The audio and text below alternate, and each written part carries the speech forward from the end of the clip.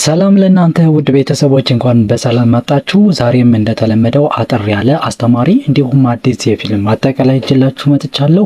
ቪዲዮዎችን ላይክ በማድረግና ቤተሰብ ያልሆናችሁ ደግሞ ቻናሉን ሰብስክራይብ በማድረግ ቤተሰብ እናውን። አሁን ፊልሙን እስከ መጨረሻ ድረስ እንድታዩ እየጋበዝኳችሁ ወደ ታሪካችን እንገባለን። ታሪኩ የሚጀምረው ሹን እና ያዩኤ በሚባሉ ፍቅረኛሞች ነው። ጎን ለጎን ወደ አንድ አሮጌ ቤተክርስቲያን እያመሩ ሰርጋቸው የሚሆንበትን አዳራሽ ለማየት ይገባሉ። አዳራሹ ግርማ ሞገስ ያለው ነገር ግን ጸጥተኛ ነው። በመስታወቱ በኩል በሚገባው ለስላሳ ብርሃን ነጭ የእብነ በረድ ግድግዳዎች ላይ የሮዝ እና የሰማያዊ ቀለም ብልጭታዎችን ይበትናል። በክፍሉ መጨረሻ ጥግ ላይ በቅዱስ ቀናቸው የሚጫወቱበትን አንድ ፒያኖ አለ።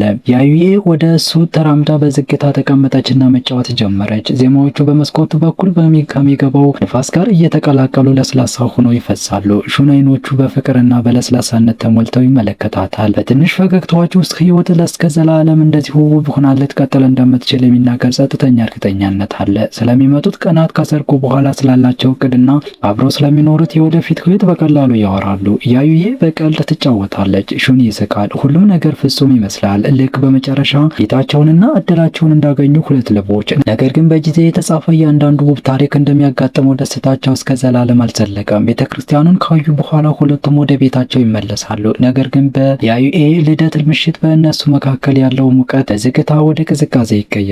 በዚያ ምሽት ሹን ቀይ ወይን እና ሁለት የክሪስታል ብርጭቆዎችን ያዘጋጃል። የዩኤን ልደት በቀላል መንገድ ማክበር ይፈልጋል። በቤት ውስጥ ሁለቱ ብቻ መልካም ልደት ያዩኤ ይላል በፈገግታና በለስላሳ ድምፅ። በያዩኤ በስሜት በተሞላ አስተያየት ትመልሳለች። ነገር ግን ከዛ ፈገግታ ጀርባ አንድ ነገር አለ፣ በግልጽ ሊብራራ የማይችል ድካም። ከዚያም በድንገት በያዩኤ እጅ ላይ ያለው ብርጭቆ አምልጦ ይሰበራል። የመሰበሩ ድምፅ ለጥቂት ጊዜ ያስተጋባል፣ ነገር ግን ረጅም ጸጥታን ትቶ ያልፋል። በላዩ ላይ ሲታይ ቀላል ይመስላል፣ ነገር ግን በእነሱ መካከል የሆነ ነገር የመሰበሩ ምልክት ይመስላል። ያ ምሽት ያለ ሳቃ፣ ያለ እቅፍ፣ ያለ አንድም የፍቅር ቃል ይጠናቀቃል። ቀደም ሲል በጣም የተቀራረቡ ሁለት ልቦች አሁን በማይታይ ርቀት ላይ ተለያይተዋል። እናም ለመጀመሪያ ጊዜ በተለያዩ ክፍሎች ውስጥ ይተኛሉ።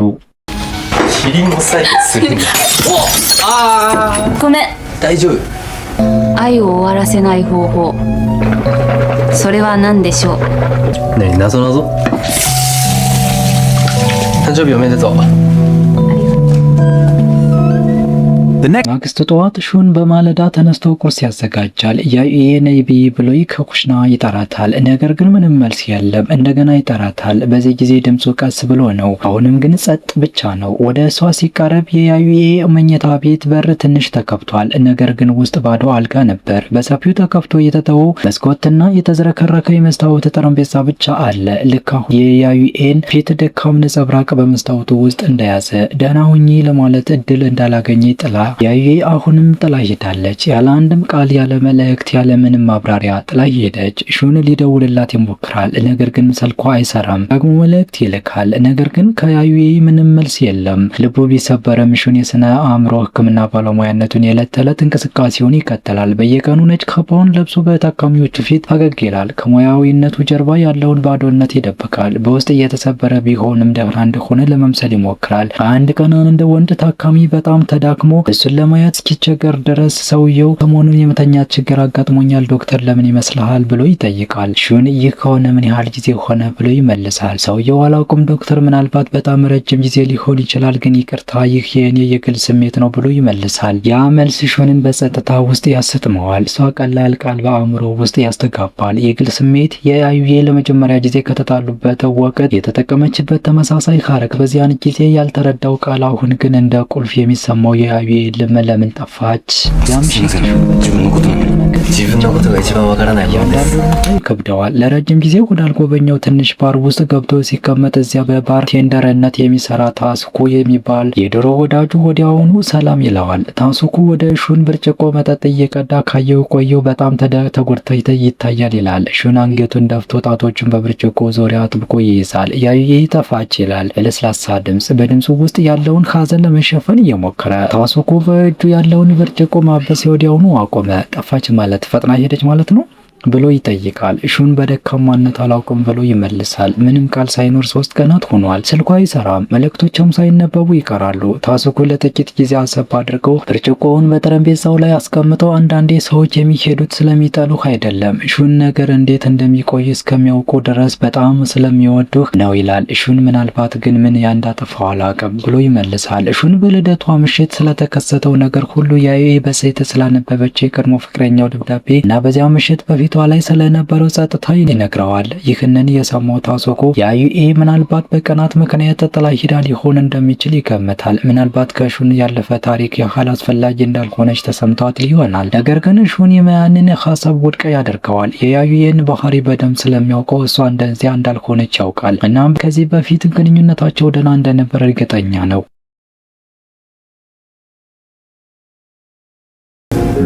なんか前に言ってませんでしたっけ？元カノから手紙が来たって。それが原因じゃない？それは弥生にちゃんと話したし。የልቡን ከተናገረ በኋላ ሹን ከባሩ ወደ ቤቱ ያመራል። የሌሊቱ ንፋስ ፊቱን ይመታዋል። ቀዝቃዛና ስለታም የቼሪ አበባዎች በኃይል በመንገዱ ላይ መውደቅ ጀምረዋል። ያለምንም አቅጣጫ ይራመዳል። አእምሮ ወደ ቀደመው ጊዜ እንዲመለስ ያደርጋል። በድንገት በአእምሮ ውስጥ ወደሚመጣው አንድ ስም ሃሩ ይሁዳ ታሪኩ ወደዚያ ወደ ሹን የዩኒቨርሲቲ ተማሪ ወደ ነበረበት ጊዜ ይመለሳል። ተሩን ነጭ ካባ ከመልበሱ በፊት የዓለም ክብደት ገና ቀሊል በነበረበት ጊዜ በዚያ ቀን የፎቶግራፍ ክለብ አዳዲስ አባላትን እየመለመለ ስለነበር ግቢው በስራ ተጠምዶ ነበር። በዚያ ሁሉ ጫጫታ መካከል የሹን አይኖች በቼሪ አበባ ዛፍ ስር ብቻዋን ቆማ የቆየ የፊልም ካሜራ የያዘች አንዲት ሴት ላይ ያርፋሉ። ያቺ ሴት ሃሩ ይሁዳ ነች።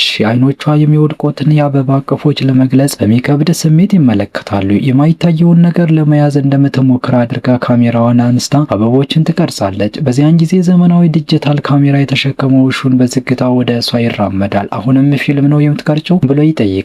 ጨዋታ ለመጀመር እየሞከረ ሃሩ በአጭሩ ትመለከተዋለች። ድምጿ ረጋ ያለ ነው። ፊልም ብርሃንን ለረጅም ጊዜ ይይዛል ስትል ትመልሳለች። ያቺ ቀላል አረፍተ ነገር ቀጥታ ወደ ሹን ልብ የገባች ትመስላለች። ከዚያ ቅጽበት ጀምሮ ስለዚህች ሴት በጣም የተለየ ነገር እንዳለ ያውቃል። ከጥቂት ሳምንታት በኋላ ሃሩ በይፋ የፎቶግራፍ ክለቡን ትቀላቀላለች። እሷ ጸጥተኛ ነች፣ ነገር ግን የምታነሳው እያንዳንዱ ፎቶ ሁልጊዜ የሆነ የተደበቀ ትርጉም ይይዛል። ከጊዜ ወደ ጊዜ በሹንና በሃሩ መካከል ያለው ግንኙነት በተፈጥሮ ያድጋል። አንድ ምሽት በከተማው ፓርክ ውስጥ ፎቶ ካነሱ በኋላ ጎን ለጎን ወደ ቤት ይራመዳሉ። መጀመሪያ ላይ ጥርት ያለው የነበረው ሰማይ በድንገት ወደ ግራጫነት ይቀየራል እና ያለምንም ማስጠንቀቂያ ዝናብ ይወርዳል። መጠለያ ፍለጋ እየሮጡ በመጨረሻው በመንገድ ዳር የሚገኝ አሮጌ ህንጻ ያገኛሉ። በጣሪያው ላይ ያለው የዝናብ ድምጽ ለስላሳ እና የሚያረጋጋ ዜማ ይፈጥራል። ሹን ጃንጥላ ያመጣላቸው ወይም መጥቶ ይወስዳቸው ዘንድ ወደ ጓደኛው ፒን ታክስ ለመደወል ይሞክራል።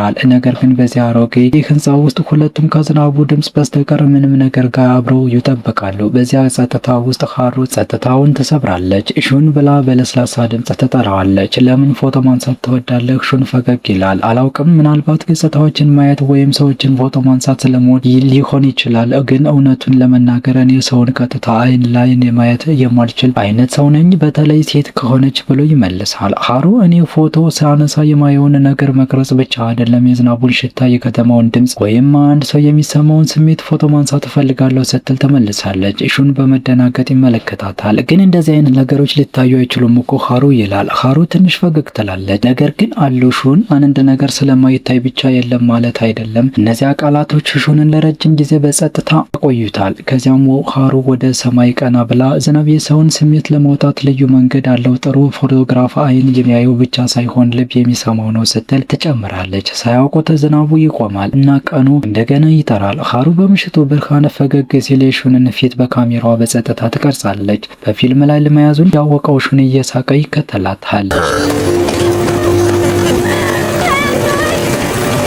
ከዚያ ቀን ጀምሮ ሹንና ሃሩ የበለጠ ጊዜ አብሮ ያሳልፋሉ። የሃሩ ካሜራ አሁንም ባህላዊ የፊልም ጥቅሎችን ስለሚጠቅም መስሎ ከመታየቱ በፊት እያንዳንዱ ፎቶ መጀመሪያ በጨለማ ክፍል ውስጥ መበልጸግ አለበት እና ምስሉ በኬሚካሎች ውስጥ በዝግታ ብቅ ባለ በሁለቱም ፊቶች ላይ ያለው ደስታ እዚያው ውስጥ አለ። ሁለቱም ብዙ ጊዜ የቼሪ አበባዎችን ፎቶ ለማንሳት ይጓዛሉ። ፎቶዎችን እርስ በርስ ይለዋወጣሉ እና አብረው ስለሚኖርባቸው ቀናት አነስተኛ ደብዳቤዎችን አዘውትረው ይጽፋሉ። ግንኙነታቸው በይፋ ፍቅረኛሞች ተብሎ አይታወጅም፣ ነገር ግን በዙሪያቸው ሁሉ ያሉ በእነሱ መካከል የሆነ ሙቀት እንዳለ ያውቃሉ። ለማብራራት ብዙ ቃላትን የማይፈልግ አይነት የጋራ አንድ ጠዋት ሀሩ ሹንን ከኮረብታው ጫፍ የፀሐይን መውጣት እንዲመለከቱት ጋብዘዋለች። ከማለዳውም በፊት ይነሳሉ። እያንዳንዳቸው የሚወዱትን ካሜራ ተሸክመዋል። በመንገድ ላይ ሀሩ በአባቷ ብቻ እንዳደገች ተነግረዋለች። እናቷ በጣም ትንሽ እያለች ነው የሞተችው እና ከዚያ ጊዜ ጀምሮ አባቷ ልትደግፍበት የምትችለው ብቸኛው ሰው ሆነ። ከፈት በቂ ምቾት ስለተሰማው ሹን በምላሹ የራሱን ህይወት ያካፍላል። ወላጆቹ እንደተፋቱ ሆኖ ይነግራታል። ቀደም ሲል ሙቀት ይሰጠው የነበረው ቤት አሁን ባዶ እንደሆነ ተሰምቶታል። ልክ የትዝታዎች ቤተ መጻሕፍት እናም ከእነዚያ ታሪኮች ነው የሚያሰራቸውን ነገር የሚያገኙት። ሁለቱም ትልቅ ማጣት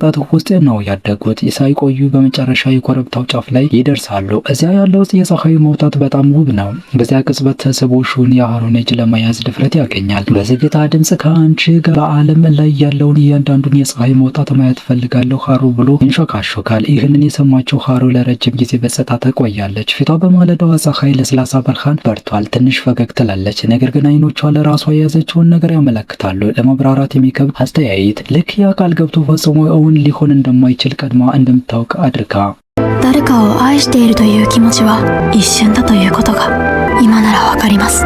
እናም በእርግጥ ጊዜ ማንም ሊቆጣጠረው በማይችለው መንገድ መንቀሳቀሱን ይቀጥላል። ሹን በሕክምና ትምህርት ቤት ጥብቅ መርሃ ግብር ውስጥ በዝግታ ይሸፈናል። ይህ በእንዲህ እንዳለ ሀሩ ከከተማ ውጭ በሚወስዷት የፎቶግራፍ ፕሮጀክቶች ውስጥ የበለጠ ትጠመዳለች። የ10 ዓመት ተመድ እርስ በርስ የሚገናኙበት ጊዜ እየቀነሰው ይመጣል። የሀሩ ደብዳቤዎች በዝግታ እያጠሩ ይመጣሉ። አልፎ አልፎ ይደርሳሉ። በመጨረሻው ሙሉ በሙሉ ይቆማሉ። ሀሩ ሌላ ደብዳቤ ፈጽሞ አትልክለትም። ቢሆንም ሹን በታማኝነት ይጠብቃታል። አንድ ሳምንት፣ አንድ ወር፣ በመጨረሻም ዓመታት። ነገር ግን ለእሱ የሚመለስላቸው ነገር ጸጥታ ብቻ ነው። ከሀሩ የቀረው አሮጌ ፎቶግራፎችና አንድ የመጨረሻ የፊልም ጥቅል ብቻ ነው። ያ ጥቅል በበረዶ የተሞላ ሰማይ ምስልና ከጀርባው የተጻፈ የጽሑፍ መስመር ይዟል። አንዳንዴ ብርሃኑን ለማግኘት አንድ ሰው ከቤቱ በተቻለ መጠን ርቆ መሄድ አለበት። በዚያን ጊዜ ከዚህ ሁሉ በኋላ ሀሩ በእርግጥ ወደ ባህር ማዶ በጣም ርቃ እንደሄደች ሹን ምንም የሚያውቀው ነገር አልነበረም። ሚሊየን ህልሞችንና ከእነሱ ጋር የመፈወስ እድል ያላገኘውን የቆየ ቁስል ተሸክማ ሄደች። እናም ሹን ያሳያው የመጀመሪያው ፍቅሩን መሄድ በልብ ውስጥ ባዶ ቦታ ትቶ አልፏል። ከዓመታት በኋላ በሌላ ሰው የሚሞላ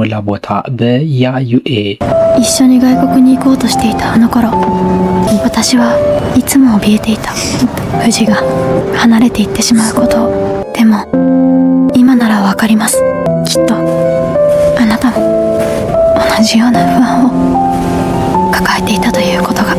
ወደ አሁኑ ጊዜ ስንመለስ አንድ ቀን ከሰዓት በኋላ ሹን ከኩይሱሚ የምትባል የድሮ ወዳጁ ታገኘዋለች። እሷ ያዩ የተታከመበት በነበረው ሆስፒታል ውስጥ የስራ ባልደረባና የስነ ልቦና ባለሙያ ነች። ኩይሱሚ ያዩ እንደጠፋች የሰማው ብላ ትጠይቀዋለች። ሹን በለስላሳ ድምፅ አዎ ሳምንታት ሆኗታል፣ ምንም ቃል የለም፣ ምንም መልእክት የለም፣ ልክ ሆን ብላ እያንዳንዱን በር እንደዘጋችሁ ብሎ ይመለሳል። ኩይሱሚ ከውጭ ሲታይ ግንኙነታችሁ ሁልጊዜ ደስተኛ ይመስል፣ ነገር ግን አንዳንዴ ሙቅ የሚመስለው ነገር ማንም ሊያዩ የማይችለው ቅዝቃዜ ደብቆ ይይዛል ስትል ትመልሳለች። ይህንን የሰማው ሹን በጸጥታ ውስጥ ይወድቃል። በጓደኛው ቃላት ጀርባ ያለውን እያንዳንዱን ትርጉም እያሳበ ኮይሱሚ በመቀጠል ታውቃለህ ሹን ያዩን በህይወቷ ዝቅተኛ ቦታ ላይ ያዳናት ሰው አንተ ነህ ትለዋለች። ታሪኩ እንደገና ሹን ለመጀመሪያ ጊዜ ያዩን ወደ ተገናኘበት ጊዜ ይመለሳል። በዚያን ጊዜ ሁለቱም ፍቅረኛሞች አልነበሩም፣ ነገር ግን ዶክተርና ታካሚ ነበሩ። በዚያን ጊዜ ያዩኤ ገና ወጣት እንስሳት ህክምና ባለሙያ ነበረች። ከውጭ ሲታይ ደስተኛና ረጋ ያለች ትመስላለች፣ ነገር ግን ውስጧ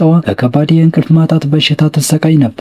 በየቀኑ ምሽት የመኝታ ቤቷን ኮርኒስ ትመለከታለች። አይኖቿ ሳይጨፈኑ ጠዋት እስኪሆን ትጠብቃለች። አንድ ቀን ሳታቋርጥ ተጨማሪ ሰዓት ከሰራች በኋላ የጤና ማረጋገጫ ለመጠየቅ ወደ ሆስፒታል መጣች። እዚያን ጊዜ ያዩኤን ታስተናግድ የነበረችው ኩይሱሚ በወሊድ ፈቃድ ላይ ስለነበረች ቦታዋ በአዲሱ ዶክተር ሹን ተተክቶ ነበር። የመጀመሪያው ስብሰባቸው በጣም ቀላል ነበር። ያየ በጠረጴዛው ላይ የምርመራ ውጤቷን ይዛ ተቀመጠች። ሹን ማስታወሻዎችን በቁም ነገር አነበበና በድንገት እንደ እንግዳ ነገር አስተዋለ። በኤፕሪል ወር አካላዊና አእምሯዊ ሁኔታሽ ሁልጊዜ ይወርዳል ብሎ ሹን ይተነትነዋል። ከዚያም ካልታሰበ ቦታ ያዩኤ አፉን እንዲከፍት ጠየቀችው። ወዲያውኑ ጠቁማ ቶንሲል እንደያዘውና በሱ ምክንያት ወደ ዶክተር ሄዶ መመርመር እንዳለበት ነገረችው። ከዚያ ቀን ጀምሮ ያዩኤ ወደ ሹን ብዙ ጊዜ መምጣት ጀመረች። ሁልጊዜ ለመመርመር አይደለም፣ አንዳንዴ ስለ ክሊኒኳ እንስሳት፣ ስለ አስቂኝ ታካሚዎቿ ወይም ስለ ወደፊቱ ፍርሃቷ በቀላሉ ለማውራት ትመጣለች። ቀናት እያለፉ እያለፉ ሲሄዱ ያዩዬ የበለጠ መከፋት ጀመረች። ስለ እንቅልፍ ማጣቷ እየባሰ መምጣት ነገረችው። ሹን በጸጥታ አዳመጣት። እናም በዚያ ቀን ለመጀመሪያ ጊዜ ሹን ስለ ሀሩ ተናገረ።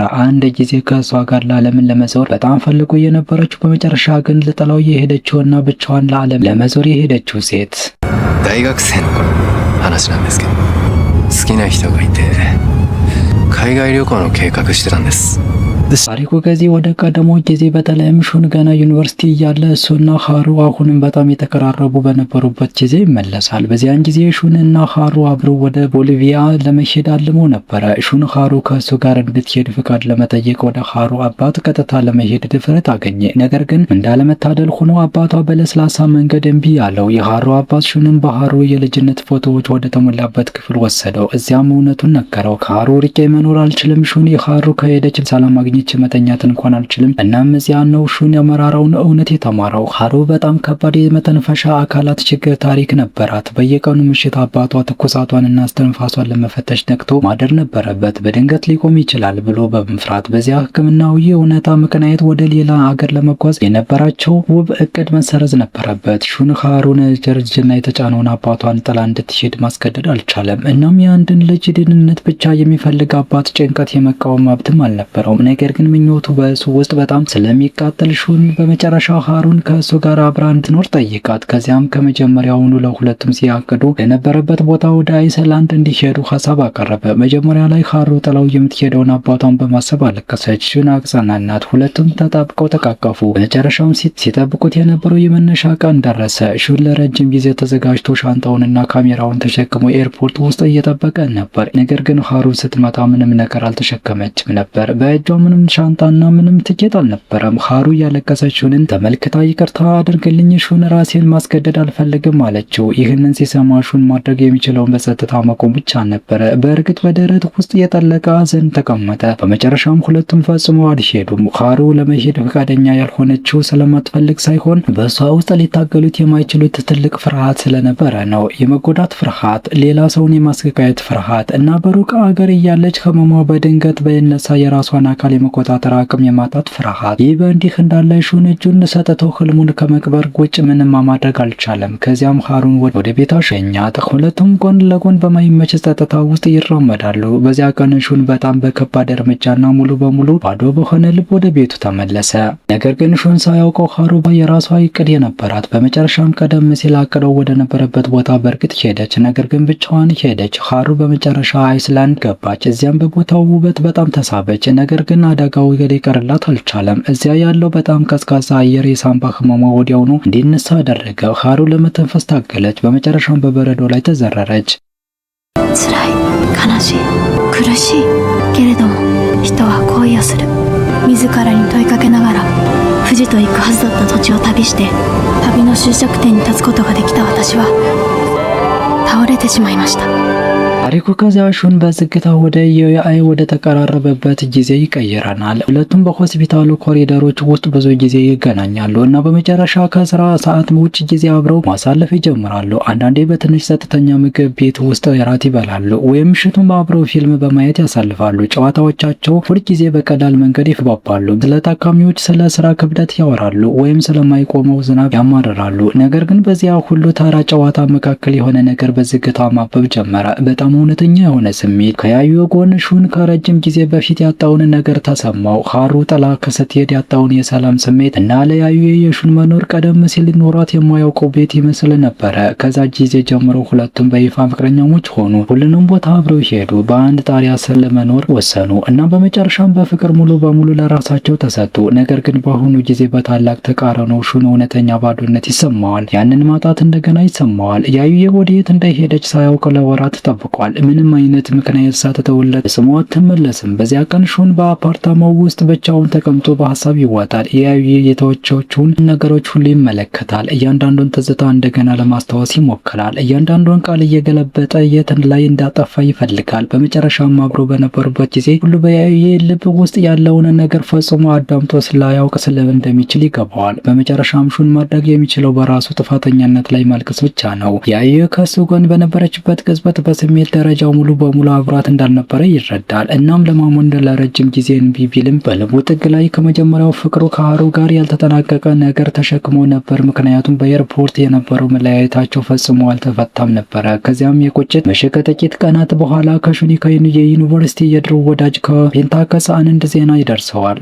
ፔንታከስ የሹን የመጀመሪያ ፍቅር የሆነችው ሀሩ ማለፏን ይነገረዋል። ይህንን ዜና እንደሰማ ሹን ሀሩ በመጨረሻ ወደ ታከመችበት ሆስፒታል ወዲያውኑ ይሮጣል። ከዚያም አንዲት ነርስ የፊልም ጥቅል ትሰጠዋለች። ሀሩ ከመሞቷ ከረጅም ጊዜ በፊት ይህንን ጥቅል በተለይ ለሹን እንዲሰጥ አደራ እንዳለቻቸው ትነግረዋለች። በዚያ ምሽት በጨለማው ክፍል ውስጥ ሹን ሀሩ የተወችውን ጥቅል እያንዳንዱን ምስል ያገላብጣል። እናም በኬሚካሎቹ ምስሉን በዝግታ ወደ እይታ ሲያመጡ ይደነግጣል። ሀሩ ካነሳቻቸው ፎቶግራፎች በአንዱ ውስጥ ያዩ የተቀርጻ ያያታል። እናም እዚህ ነው የመላው ታሪኩ በመጨረሻም የሚፈታው። በመጨረሻም ያዩ ለምን እንደጠፋች ግልጽ ይሆናል። እንደተረጋገጠው ሀሩ ከመሞቷ ከጥቂት ጊዜ በፊት አሁንም ወደ ሹን አዳራሽ ደብዳቤዎችን ትጽፍና ትልክ ነበረ። ነገር ግን ከቀደመው ጊዜ የመጡት የእነዚያን ደብዳቤዎች በቅድሚያ የደረሱትና የተነበቡት በያዩ ነበረ። ደብዳቤዎችን ከነበበች በኋላ ያዩ የሹን እውቅና ሳይኖረው ደብዳቤዎችን በጸጥታ ተደብቃቸው መጀመሪያ ላይ በእርግጥ የያዩ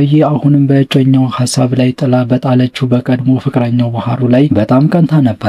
ነገር ግን የሀሩን ጽሑፍና በእነዚያ ደብዳቤዎች ውስጥ ያፈሰሰችውን ነገር ሁሉ ካነበበች በኋላ የያዩ ቅናት በዝግታ ቀለጠ። ይልቁንም አንድ የመጨረሻ ደብዳቤ እውነት እስኪያናውጣት ድረስ ለሀሩ እውነተኛ ድጋፍና የጠለቀ ርኅራኄ መሰማት ጀመረች። እናም ሀሩ አሁን ለሞት በሚደረግ ህመም በጽኑ ታማ እንደነበር ያወቀችው ከዚያ ደብዳቤ ነበረ።